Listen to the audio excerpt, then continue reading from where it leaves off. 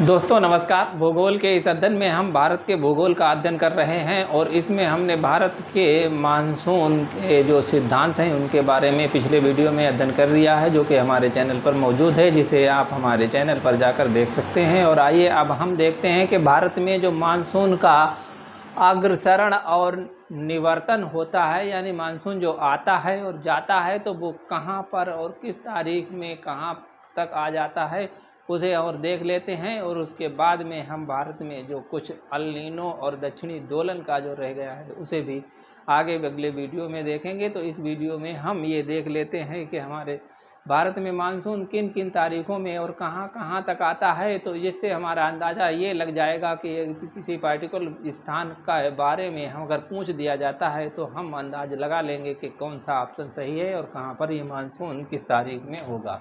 तो दोस्तों यहाँ पर मानसून आने का क्रम है, जबकि हमारे भारत में जो है वो हवाएं चलती हैं। और भारत में जब मानसून आता है तो उस समय हमारे भारत में ये मानसून दक्षिण भारत में इधर श्रीलंका जो है यहाँ पर मानसून बंगाल की खाड़ी में जब होता है तो वो 25 मई की तारीख होती है, यानी कि 25 मई में तक भारत में मानसून प्रवेश नहीं करता है। भारत की मुख्य भूमि में मानसून नहीं प्रवेश करता है, बल्कि 25 मई तक भारत का जो इधर द्वीपीय क्षेत्र है अंडमान निकोबार द्वीप समूह, तो यहाँ पर जो है वो मानसून आ जाता है। अंडमान निकोबार द्वीप समूह में मई में मानसून आ जाता है। वहीं जून में भारत में मानसून आ जाता है तमिलनाडु में, यानी कि कन्याकुमारी की तरफ। जून में 1 जून को मानसून यहाँ पर आ जाता है। वहीं 5 जून को मानसून बंगलौर के पार तक आ जाता है और 5 जून के बाद 10 जून तक दक्षिण भारत में मानसून आ जाता है तथा इधर पश्चिम बंगाल में तथा इस क्षेत्र में जो है पूर्वोत्तर भारत में भी मानसून आ जाता है।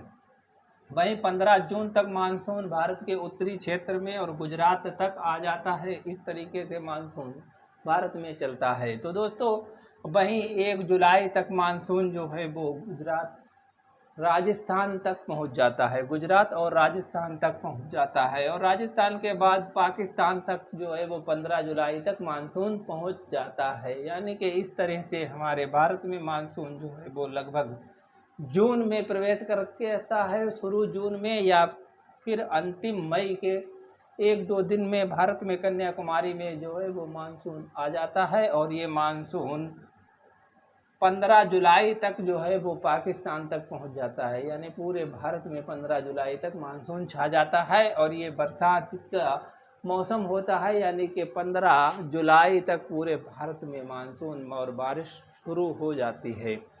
तो ये मानसूनी भारत में जब तक होती रहती है और कहाँ कहाँ कब तक होती रहती है उसके बारे में हम इस चित्र में देख लेते हैं, जिसमें कि हमने लिखा है भारत में मानसून का निवर्तन, यानी भारत में मानसून की वापसी। और ये वापसी कब होती है और कब ये निवर्तन होता है, जबकि सूर्य जो है वो दक्षिणायन होना शुरू हो जाता है, यानी कि सूर्य जब विषुवत रेखा पर लंबवत चमकता है तब भारत से मानसून जो है वो निकलना शुरू हो जाता है, यानी मानसून वापस होना शुरू होता है। तो ये मानसून जब वापस होता है तो ये गुजरात से और राजस्थान से मानसून की वापसी जो है वो सितंबर के पहले ही सप्ताह में, यानी कि 1 सितंबर तक यहाँ पर मानसून बना रहता है। और फिर जैसे ही सितंबर के शुरुआत होता है वैसे ही मानसून भी हटना शुरू हो जाता है, यानी कि 15 सितंबर तक मानसून जो है भारत का कुछ हिस्सा छोड़कर पाकिस्तान को तो कतई छोड़ देता है। और 15 दिसंबर भारत में मानसून आ जाता है, राजस्थान में ही होता है, और इधर जो है जम्मू कश्मीर और पंजाब में मानसून होता है। और 15 सितंबर के बाद जैसे ही 15 दिन बीतते हैं, 1 अक्टूबर का दिन आता है, तो इन 15 दिनों में भारत का लगभग उत्तरी क्षेत्र ये मानसून से खाली हो जाता है, यानी कि अब मानसून बड़ी तेज़ी से वापस होता है। वहीं और 15 अक्टूबर तक जो है वो मानसून 1 अक्टूबर को यहाँ तक होता है और 15 अक्टूबर को मानसून जो है वो दक्षिण भारत में ही रह जाता है। उत्तर भारत सब मानसून से खाली हो जाता है और यहाँ पर मानसून नहीं रहता है। वहीं 1 नवंबर से लेकर और 15 नवंबर तक यहाँ अब तक मानसून आ जाता है, फिर जो है वो मानसून धीरे धीरे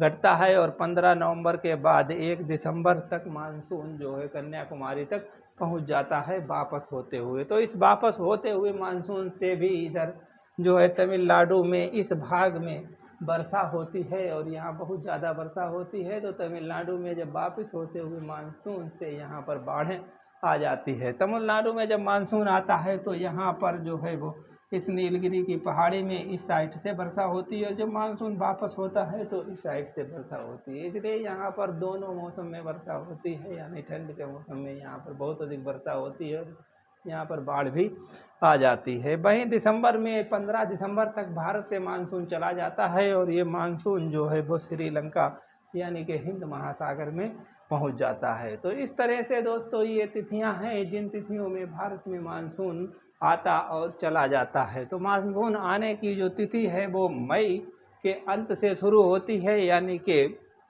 यहाँ पर हम देखते हैं कि 25 मई को मानसून की स्थितियाँ होती है और 1 जून को यहाँ है और 5 जून को यहाँ आ जाती है।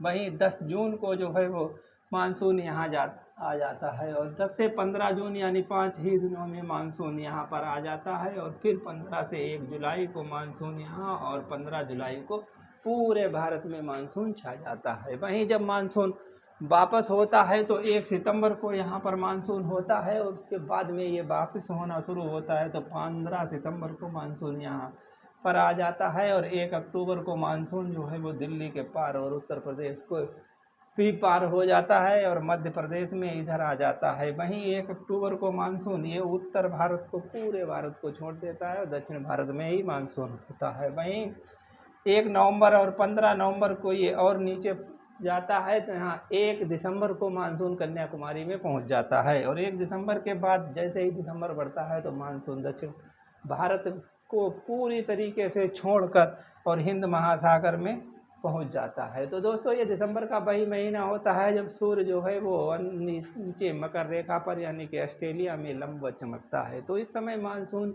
जो हवाएं जो व्यापारिक पवनें हैं वो विषुवत रेखा को पार करके दक्षिणी गोलार्ध में जाने लगती हैं, जबकि वही हवाएं जो हैं वो जून के महीने में विषुवत रेखा को पार करके और भारत में आ जाती हैं। तो इस तरह से हमारे देश में ये मानसून 6 महीने में आता है और चला भी जाता है। तो दोस्तों ये है भारत में मानसून का अग्रसरण और निवर्तन, यानी भारत में मानसून किस तरह से आता है और किन किन तारीखों में आता है और किन किन तारीखों में चला जाता है। तो दोस्तों आज के लिए इतना ही और अगले वीडियो में हम जो है वो भारत के मानसून की कुछ और टेक्निकल यांत्रिक चीज़ें रह गई हैं उनके बारे में अध्ययन करेंगे। तो तब तक के लिए आप हमारे वीडियो से जुड़े रहने के लिए चैनल को सब्सक्राइब करें और वीडियो अच्छा लगा हो तो लाइक कर दें। मिलते हैं अगले वीडियो में, तब तक के लिए जय हिंद।